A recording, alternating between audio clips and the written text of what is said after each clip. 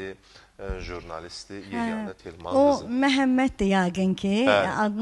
Siz Gənclər Forumu var idi yaxın günlərdə Sumqayıtda Heydər Əliyev adına mərkəzdə. Mənim diqqətimi cəlb edən bir 15 yaşında oğlan oldu. Çox gözəl diksiyası, gələcəyin böyük bir aparıcısı gördüm o uşağı. Yəni o uşaqda çox şey gördüm. Həqiqətən özüm yaxınlaşdım və tanışlıq verdim. Dünən də bir köşə yazısı mənə göndərdi. Çox bəyəndim. Gözəl həm də dəsti xətti var. Buradan ona deyirəm ki, sənə uğurlar. Mən ümumiyyətlə həmişə gənc istedadlı uşaqlara, yəni gənclərə mütləq dəstək oluram. Həm saytımla, həm qayğımla, necə deyərlər, harasa bir tədbirə gedəndə deyirəm ki, niyə də bu gənc yanımda olmasın? Bəli, mütləq. Bizi niyə də paxıl olaq? Çünki estafetimi, hamı estafeti verəcək.